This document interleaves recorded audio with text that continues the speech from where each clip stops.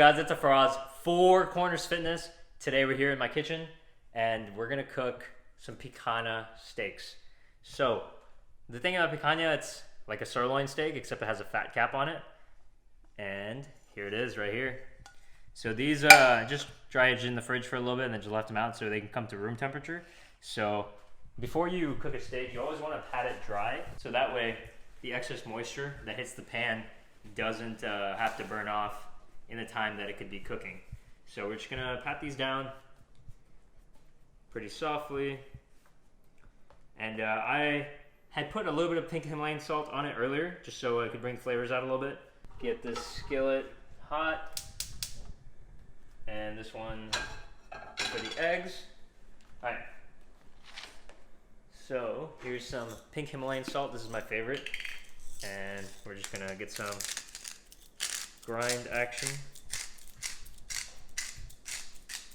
And you just want to be generous with the seasoning because these are pretty thick cuts. And plus, when you're carnivore, you got to keep your electrolytes up. So just add salt generously. All right, next up, my favorite, black pepper. You just want to come a little high and just drench. Can I say the word drench even though this isn't something wet? All right, and then here we got a little bit of Kerrygold's left from the week. Half of that to the pan. So the good thing is the eggs, we always slow cook. So once this butter melts, we can just throw the eggs on there, leave them alone, and we're good. But with the steak, you kind of got to watch it here and there. Just a little bit. I got the tongs. And let's just spread this out. Get that spread action in. Yeah, look at that. It's like we're ice skating. Do you remember ice skating, Roger? We would fall down on the ice and we wouldn't want to, be like, oh, we know what we're doing. So we would like fall down, pretend we fell down on purpose, and then start doing push-ups on the ice. Yeah. And I usually don't throw a steak on here until the butter starts to brown a little bit. So that way we can get that nice crust on the steak. And these are ready. And so, literally, how many eggs do you want, Roger? 2? Oh, 2. Get those fat-soluble vitamins in, you know? All right, so these we can just leave alone. The butter, as you can see, it's starting to brown very slightly. As you can see, the steaks are patted dry, so as soon as it hits the pan, you're gonna hear my favorite sound in the world. I always time my steaks with a stopwatch. There's an app for that. All right. So you see the pan's like starting to smoke just a little bit. Just listen to this right here. Oh yeah. 1, 2, 3.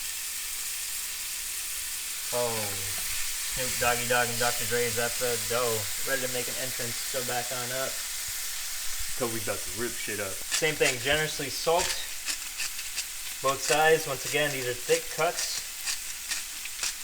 so you want to salt them all. Roger, this one's gonna be yours, and Roger likes his medium rare. I like mine kind of rare, so we're just gonna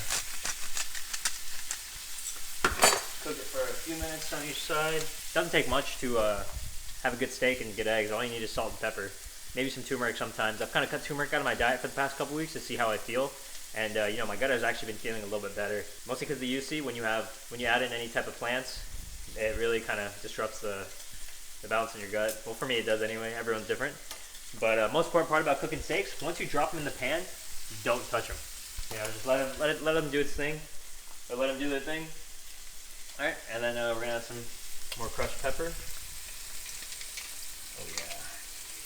Fresh ground peppercorn on top of this steak. There's nothing like it, man. Wouldn't you agree, Roger? Oh, fuck yeah. Yeah. So I'm gonna let it get to about 2:30 for these 3, and then I'll keep this one up until like maybe 3.5 minutes, maybe 4 minutes.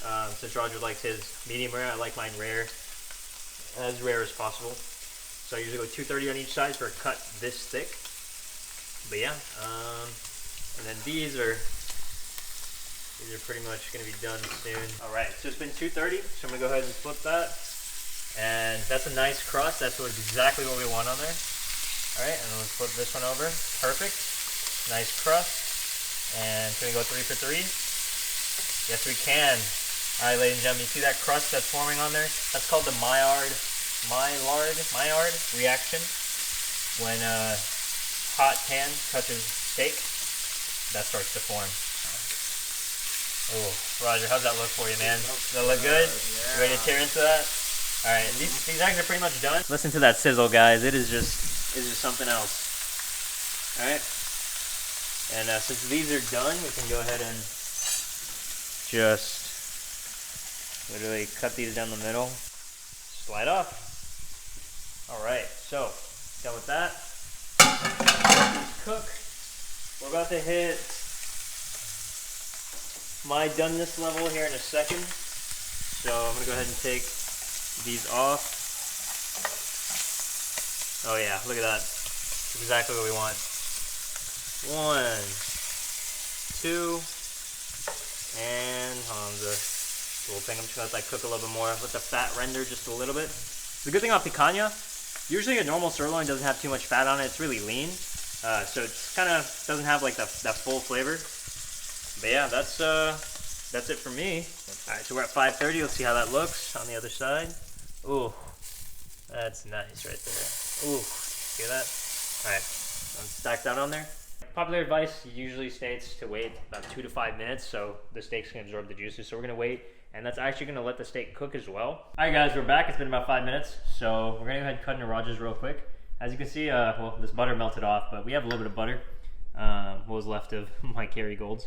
All right, we're just gonna get some slice action in real quick. Let's see how the inside looks. How is that? Is that medium enough for you, Roger?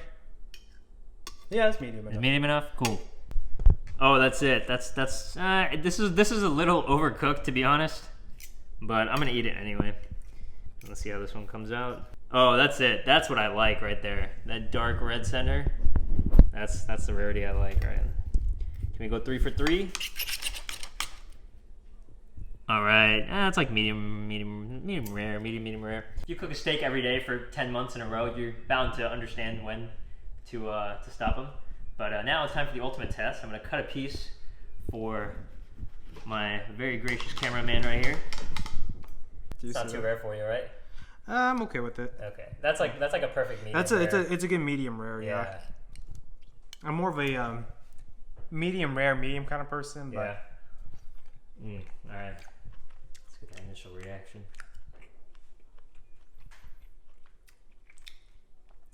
What salt do you use again? Himalayan pink salt. The pink salt definitely enhances the flavor of the steak. Also the pepper, but the meat itself is actually pretty tender. Yeah, right? Surprisingly for like a sirloin type cut. Mm-hmm. Yeah. Oh, we just got a chunk of fat. Yeah. That was juicy. It's juicy, right? That's a fat cap, dude. That's what helped it cook really well. The rendered fat. Mm-hmm. See that? You guys see that fat cap on the outside? That's such a. I just want to spank it. Yeah. Oh, you want to just beat your meat? Spank it. Yeah. And this, honestly, this might be a little raw to some people, but do you see how this outside is kind of like pink and it has like a little shell of a brown out there? So this is just rare. Definitely could have peppered this one a little more, but the salt does bring out the taste. And I just bit into that fat cap, and I'm in heaven right now. Remember Gushers? What? Remember Gushers? Gushers, yeah, that's what this reminds me of. So I'm gonna go ahead and finish this. Roger and I are gonna eat, then we're gonna dip out. We just got a workout in earlier today. Just that video I dropped. Not sure what it's gonna be. Might be risk it for the brisket. Might be another cooking video. Might be what I eat in a day on the carnivore diet video. But yeah, thanks for tuning in. Catch you guys later. Peace. Camera's on this side.